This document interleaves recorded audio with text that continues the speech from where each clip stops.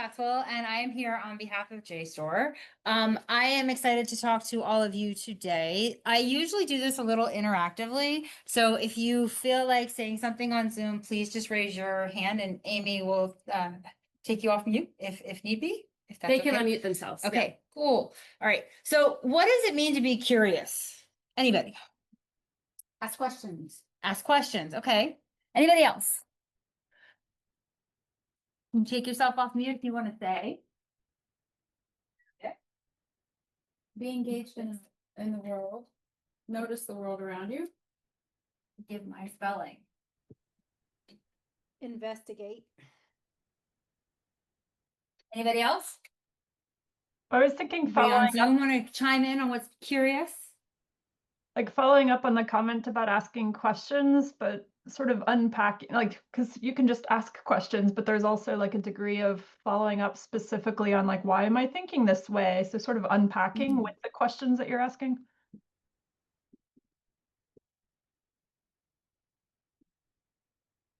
Why am I thinking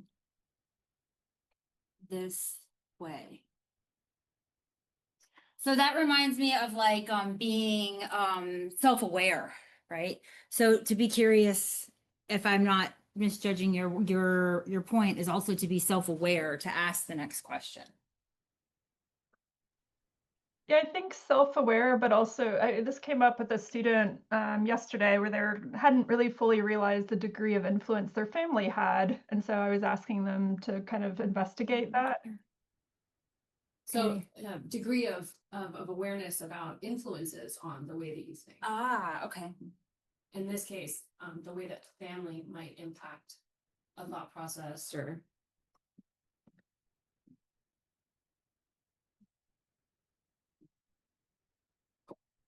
This is actually what I was trying to get to, the degree of influence that impacts curiosity. So you did half of our job for us. I appreciate you.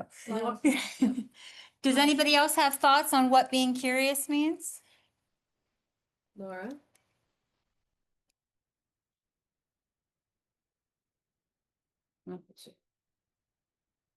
Go ahead, Laura.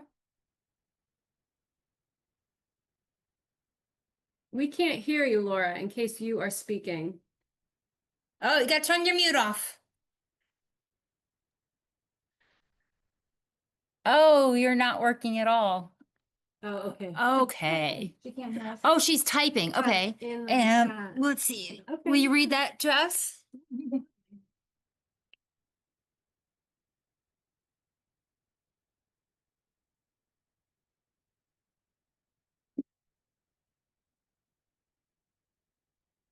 Did she write something in the chat?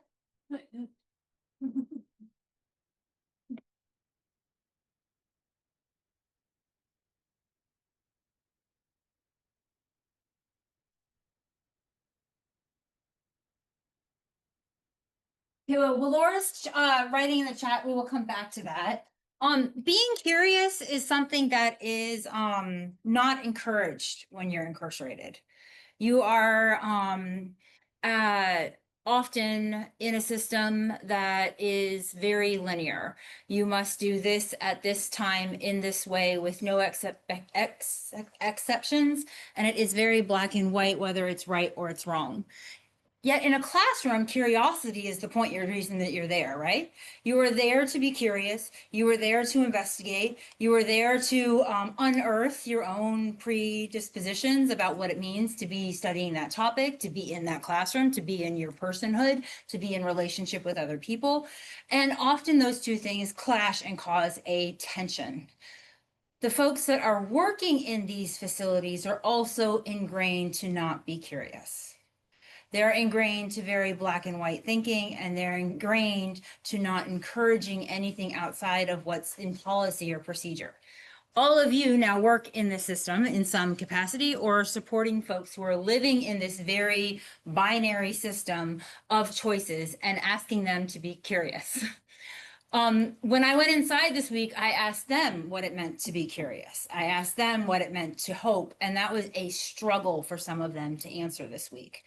So as we look into what is JSTOR and how you can adapt that for your pedagogical practices and for your ability for your students to use and to support your curriculum and or resource allotment, whatever job is yours,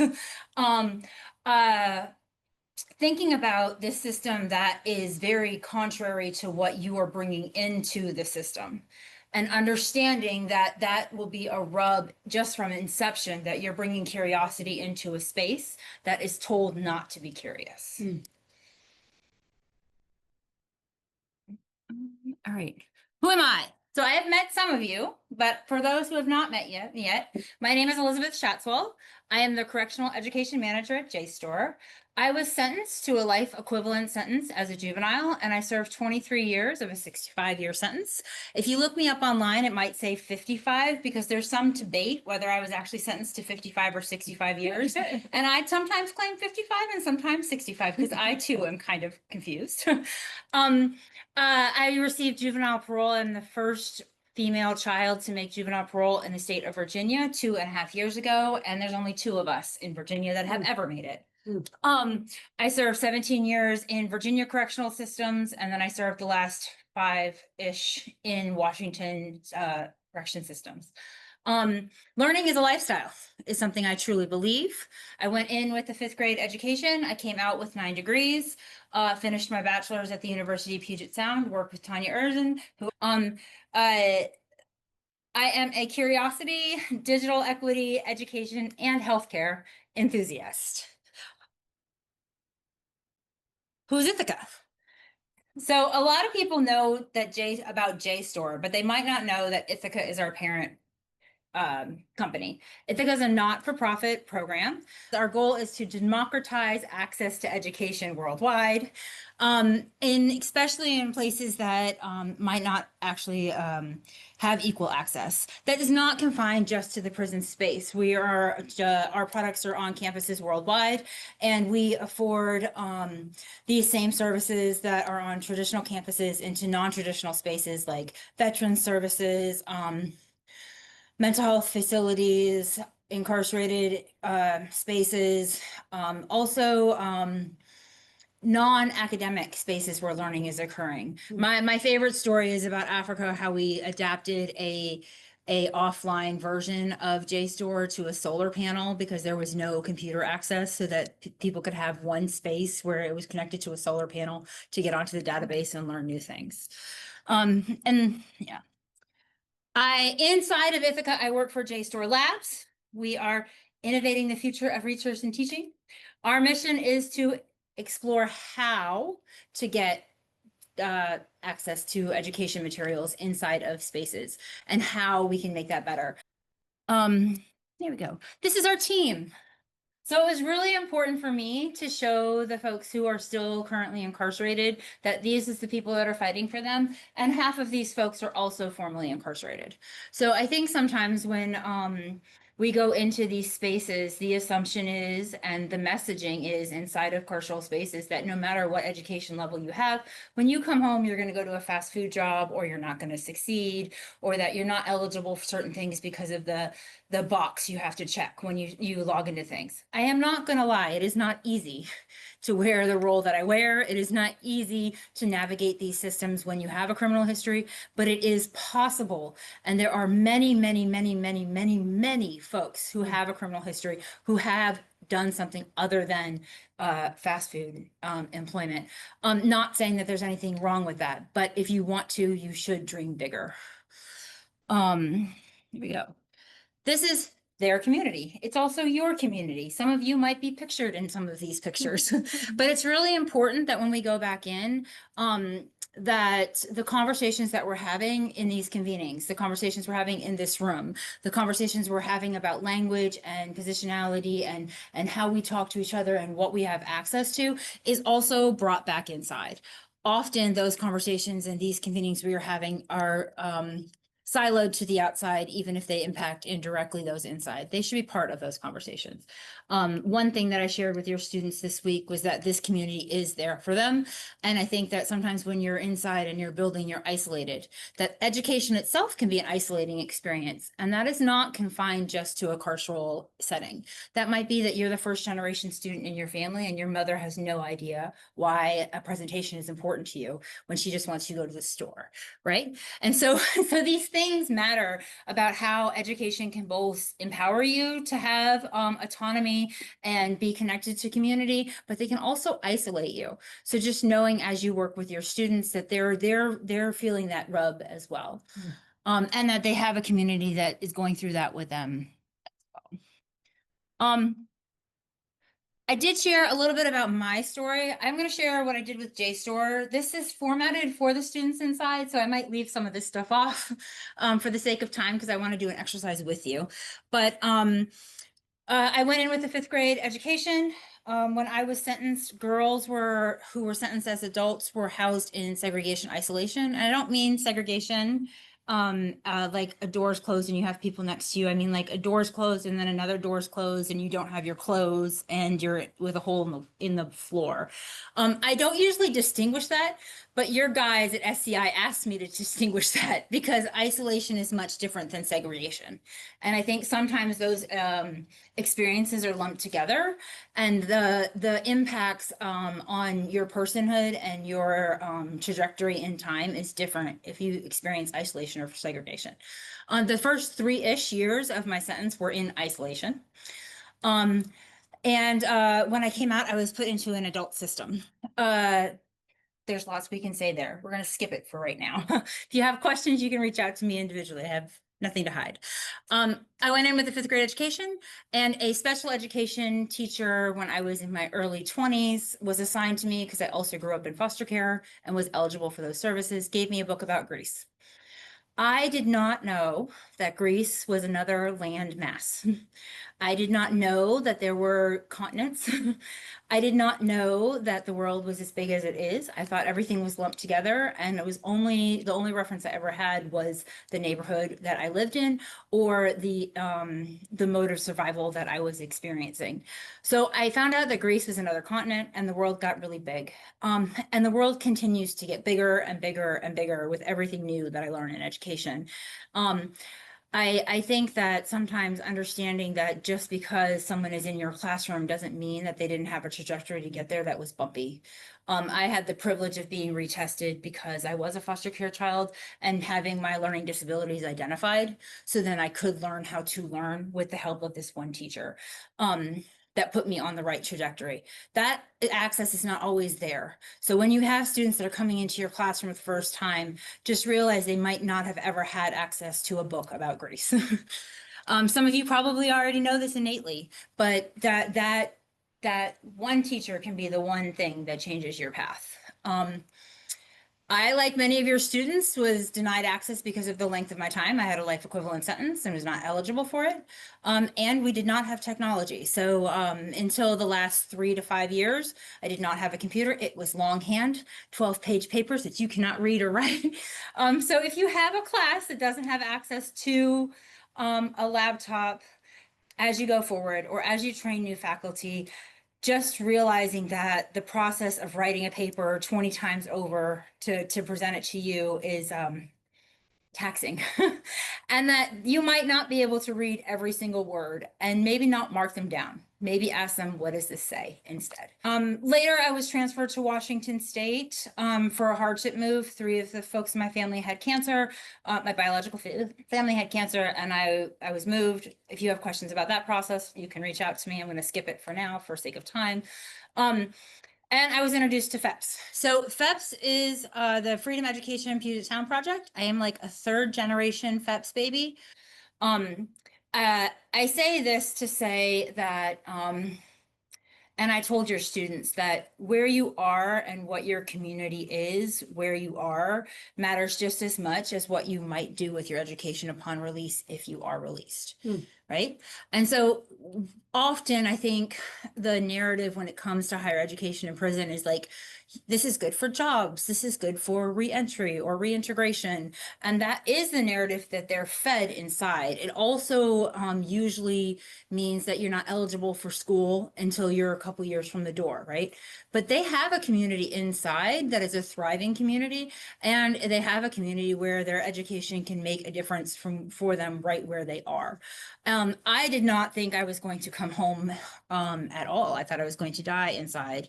So when we got access to JSTOR, we were one of the first pilot sites for the offline version at the Washington Correctional Center for Women. And this woman right here was my roommate at the time. This is my grandma for all intents and purposes. She also has dementia. So when she was my roommate, one of the most heartbreaking things in my life was, she said to me one night, "I'm so glad you'll be here to remind me of my name when I forget it." Miss Entz does not remember her name any longer. She is in late stages of dementia now, and but she is still my grandma, and I still go see her, and I remind her that she is Sandy.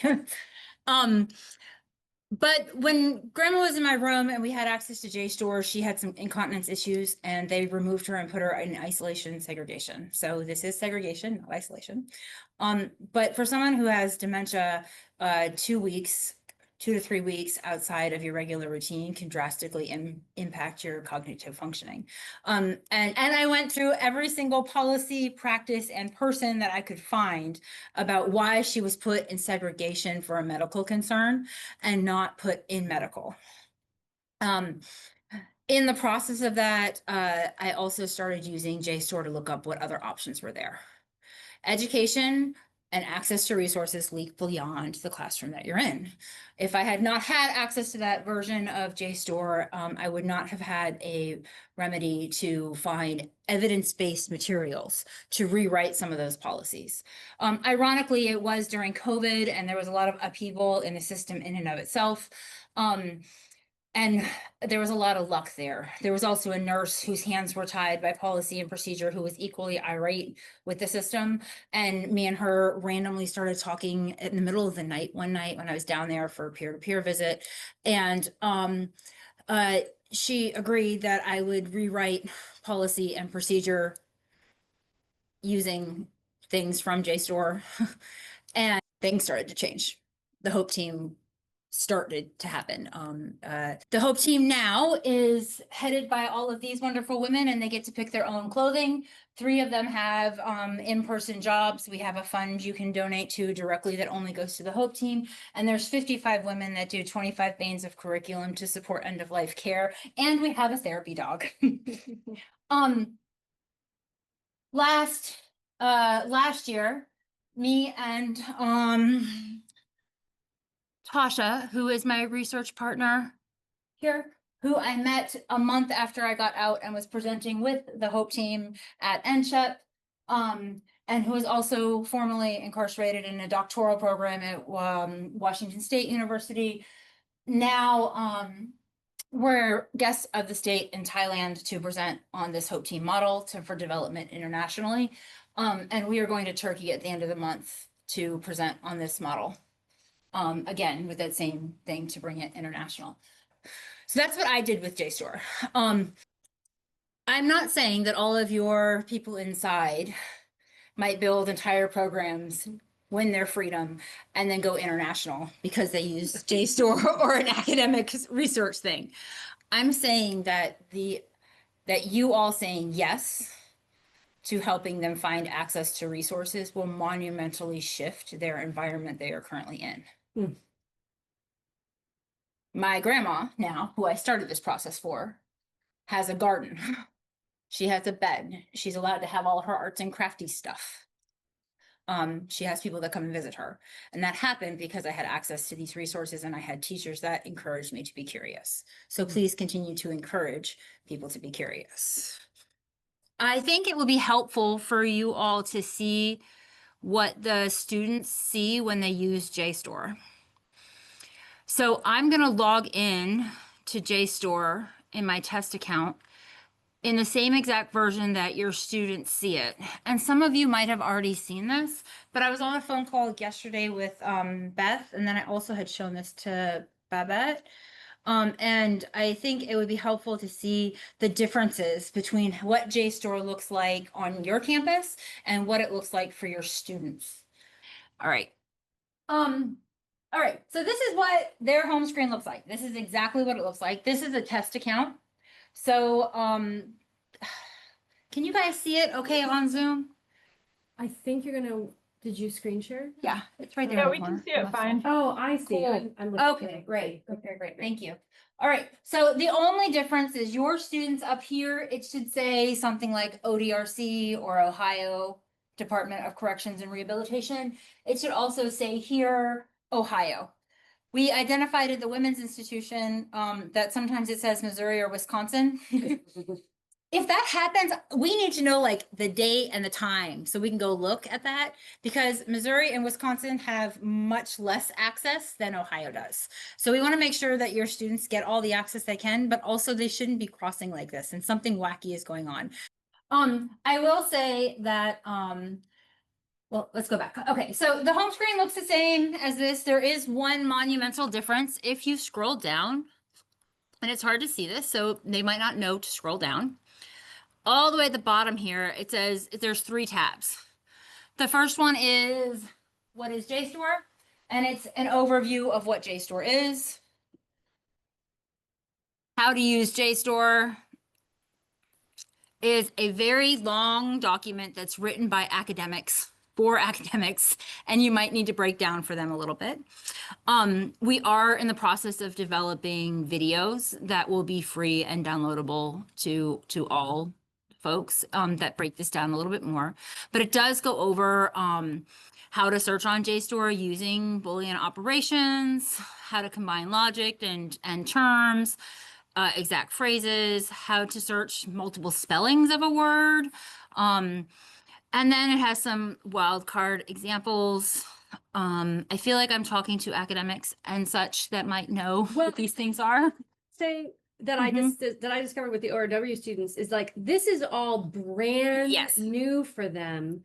And some assumptions that I make of, you know, high school students, like it was worth our time to go Mhm. through all these Boolean operations and ask them to do different kinds of searches to narrow their search. So some of the assumptions that I had about minimum ability to use were invalid, you know. Yeah. And so I just want to make sure that other instructors know that you might need to, you know, before you ask them to go and find a source, you may need to have them like, go try out JSTOR and like, try this, use quotation marks around a phrase, use a Boolean operator. You might need to give them very specific, and of course, refer them to this page. Yeah. But Yeah.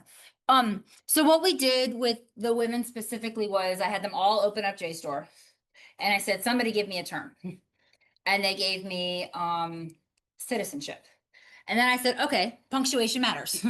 So we're going to either use quotation marks, we're going to use commas, or we're going to use all caps. They chose all caps. So then we did, we put in, I can do it with you. Here we go. We put in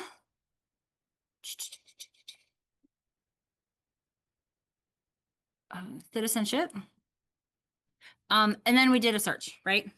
So for citizenship, this is set up just like Ohio's. And so they got almost 500,000 results, right? That's a lot of things to go through. They're like, we can't read all that. I said, okay, so punctuation matters.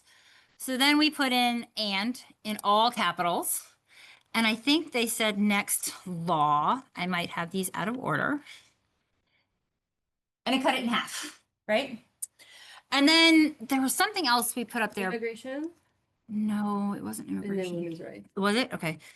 And Are you capitalizing it just for the sake of making it readable, or does that make a difference? it makes a difference. It does. Yeah, it makes a difference. You have to have and or Treat or the Boolean correctly. search. Yeah, so you have to have the words in between the and or the or in all capitals, or you have to have the search terms in parentheses or quotation marks. And immigration, okay. And that cuts it down to 75,000, but that's still a lot of terms, right? So in this version of JSTOR, there's not the tab for advanced search. there is this sidebar that allows you to refine results. So you can check by journals, book chapters, or research reports. For this exercise, we picked journals, which brought it down even further. We then asked them to say what's a legitimate period of time that you want to look at this for, because 1665 is not really relevant, right? Because that's where all these things are from. And we decided it was 10 years. So we did 2015 to 2025. That cut it down some more, but still, we don't have time to read through 9,000 results, right? So then we went over here to this box. And this box here, the search within results, does something really cool. It says, we're going to look for that text inside of every piece of text that's inside of an article available. So in that box, we put So women. The search bar above is only searching titles. No, and it's searching abstracts. everything, including titles and abstracts. Okay. The search bar there is only in text Within the text. Okay. results. Thank you. Children. And you hit enter. So you'll notice two things. One, our results went down, but two, it changed how it looks up here. So one reason this was built this way is because a lot of times people don't have experience with how to search on a database. So if you show them this way, it'll do the work for them. They don't have to remember where to put the parentheses, but then they can also see that, oh, this means it's in text and this means it's overall. And this is what it looks like if I wanted to do that directly. So they can see both operations, but they don't have to do the labor to be able to do that. Then we went down, and that's still a lot of things, right? 5,000 things. So we went down and said, okay, well, I only want to know this by discipline. So I want to know this for African American studies. We got 83 results. That's manageable. Right? But if I wanted to refine it even more, I could say, okay, my discipline is African American studies. And then down, all the way down here, my screen is not being helpful. It says journal. I don't know if you guys can see that down here. And you can pick the subject that you're in this box, which is African American studies. And then every journal that's available in African American studies will pop up. And I think we picked African American Review, and then it was 2 articles.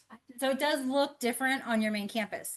So I think something that I shared with Beth yesterday, and I'll share with you, it's really important that your students either may already have a release date, or they may come home unexpectedly and they may have to use JSTOR on a college campus.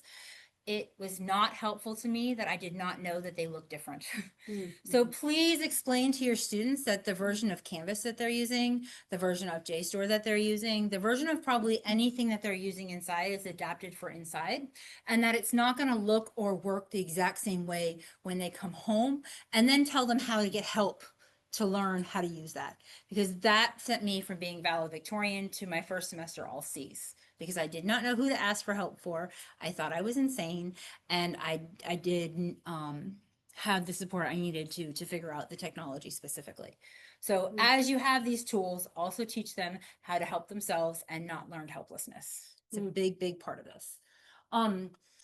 Yeah, so it's 2 articles now, and they can read these 2.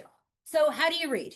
So these are on their laptops. These are a lie. And these are alive because of the way that the Ohio IT department has structured their infrastructure. So you can hit download, it will download, but it'll go somewhere in the ether that they will not be able to find. On their laptops, I think they can download. It's when they're on the Citrix that it goes into a temporary folder that's been removed. Then you guys will have to figure out if they can download or not. Because if they can download, that would be wonderful, because then they can save their searches. So, and they can't print though. They can't print, and that's a Citrix server. Yeah. So if your students can download, then you guys should figure download it. Yeah. But if they don't have, Place to download they're it. using it on the computer that's in the reentry room, Right. they They can't need to print read and they it can't somewhere. download? No. Yeah, they have to No. read it right there. No. So I know, yeah. I know. Yeah. I know. It's Yeah. crazy. Okay, you just took away my entire semester plan. I'm so sorry. So, but I think it's important that you know this because depending on where you're teaching, they might not be able to bring up that exact same search or that exact same article again. These don't save. We purposely do not authenticate by individual user. We authenticate by IP because that way the only tracking is for the whole state. On the At the women's side, they can cut and copy the Yes. title and the citation and save it in the doc. yes, It's not a That's a separate workaround. Or WD. not. And they don't have the DOI information. They can't just No. write down the DOI. So they really do need to write down the full citation in order to find it again. And that's another thing that me and Beth actually talked about yesterday is that as you're teaching citation information, because you don't have access to that, if you were to do a citation in the correct way, that would be included, right? So I actually, when I was inside, had a professor dock me because I didn't include that and I didn't even know what that was, right? So making sure that you explain to both your professors that are going in that they don't have access to these things. So if you are like doing a course that's like research symposium that is geared towards doing these things exactly the right way, that they make allowances. And one really good allowance just to get in the practice is that URL or DOI unknown.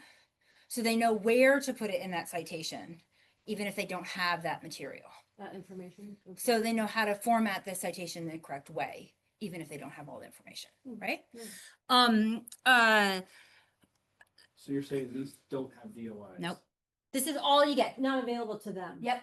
So, but if you look at the article online, So Does it I will have it? pull it up for you. So we're going to read. removed magically. It is something I'm bringing back to the team to investigate if that is a possibility to do like a citation box that's on regular JSTOR and see Yeah. if we can add that or not. Even if as it's of right just now, a it's little, the way it is. or even if it's just, yeah, a way that they can make it part of the search finding would be amazing. So that's something that I'm bringing back to the team. That and a back button. Simple things, right? A back button. So we're looking at this on a browser, right? So I can go up to my browser and click this. Most of your students have a browser because they have a laptop and they can just click this and it'll go back on the shared spaces like the computer library. labs. That doesn't exist. It's an app. So- How do they go back to the 9,000 list if they're working permit? Exactly. You either research and there is an option Yeah. search, but Okay. it's not. Yeah, so that's another thing. So you can go here to research and you can go to search and it'll take you back to your search, but that's not intuitive. I wouldn't do that. We had to go look for that and I use this, you know? So maybe just a back button here or a forward button would be something that's a pretty easy fix. Or for our a team. breadcrumb trail. Something. Yeah. Again, this is what it looks like. When they open it up to read it, you can get the citation information here other than the DOI or the URL. And you can make it full screen. What does status approved by discipline mean? Oh, okay. So, that's a great Sorry, let's question. come back. No, that's a great question. Okay. So status approved by discipline. So Ohio is in a unique position where the approval of everything was done at the highest level of DOC so that no individual institution has a new leadership and then they say what is approved or not approved.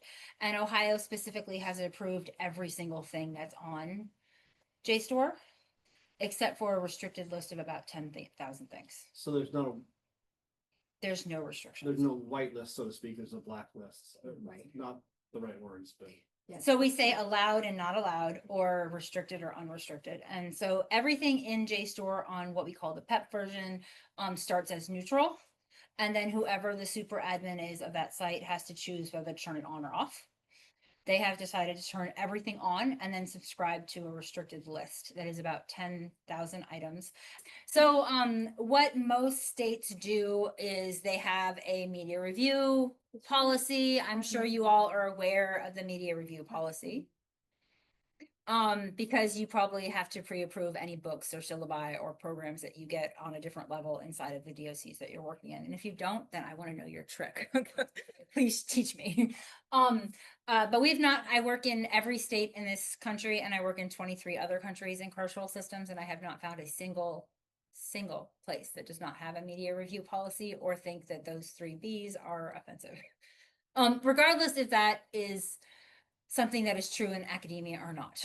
And so to safeguard both this product as well as our students, we have enabled a restricted list that are about, it fluctuates between like 6 to 10,000 items out of 15 million that are disapproved at least in 3 instances. So this is what I want to say. We have about 8 minutes. Yeah. Kenneth is being really curious and asking questions, and I want to empower everyone. So Kenneth, I want you to ask your Okay. question, but I have to say, hey, everybody, now's the time to ask questions.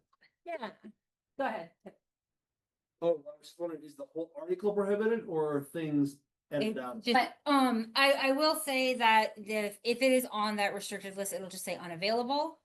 The title will come up because we want folks to know that there's something out there about that, right? And then there might be a little snippet of text. And then over here, it'll say item unavailable. And then down here, it'll say like per Ithaca. Because it takes the onus off the DOC. For what? Per Ithaca, our parent company. Yeah, There are no full-length books. there Are are. there? There's Okay. about 100,000 books on here. The thing that we learned Yeah. is that if it's a scholarly book, you're open to working with us and the publisher to get it added to JSTOR. Yes. Yes, if you have, so I will preface that by saying that the publisher would have to relinquish or share copyright with all of JSTOR, not just PEP.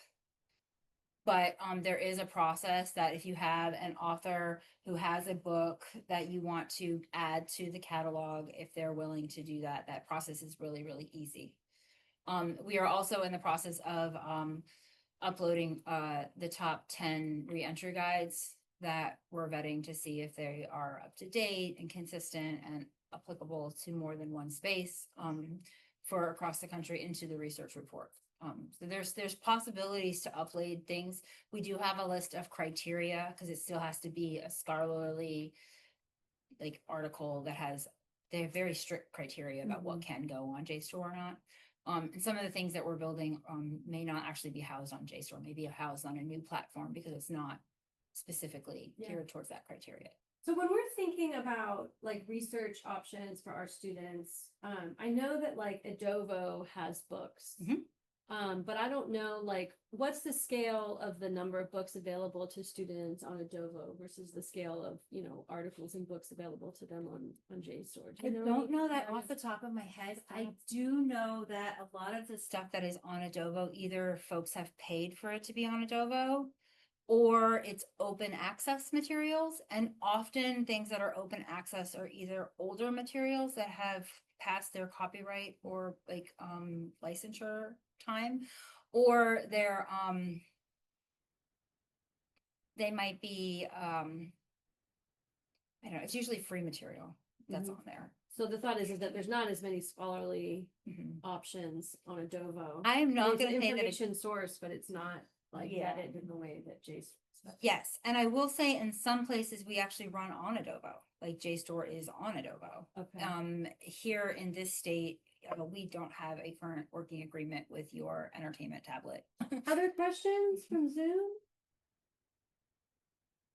Any assignment that you're thinking about and you want, let me share one thing that I learned. One thing I've always loved about JSTOR is they have this like cited by, and you can do, like I talk to my students about scholarship as a conversation, and you want to think about, who else is using this for what purposes, like what conversation is this taking part in?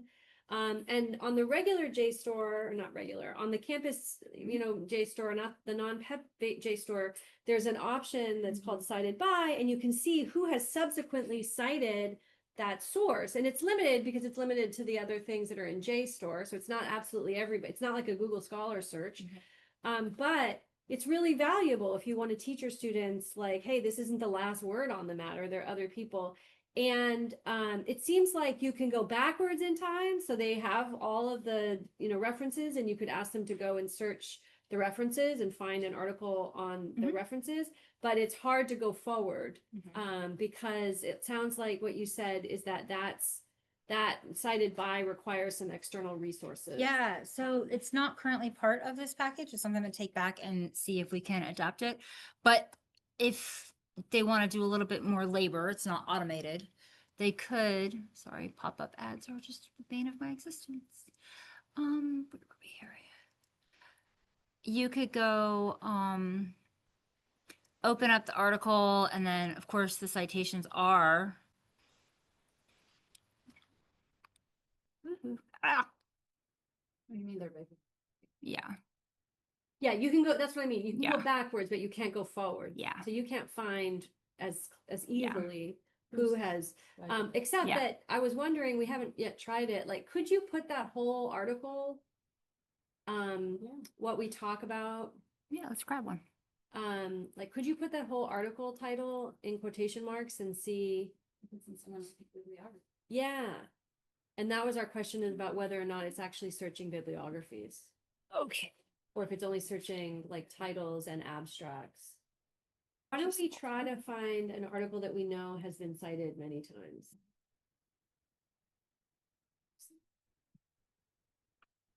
Most cited. Yeah. 13. Let's see. Here we go.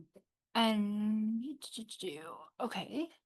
So these are the, yeah, so these are Okay, so cited. then, so then if you click on scientifically speaking and view the bibliography. It's a 1951 methods paper, and it's been cited over 300,000 times. Protein Right there. measurement with fallen phenol region. Okay, great. So we just That's confirmed that. amazing. Okay, so Yeah, then really that's the good. way in which they can go forward. Yeah. So thank you for your time, and hope you're well. We might be coming back in April.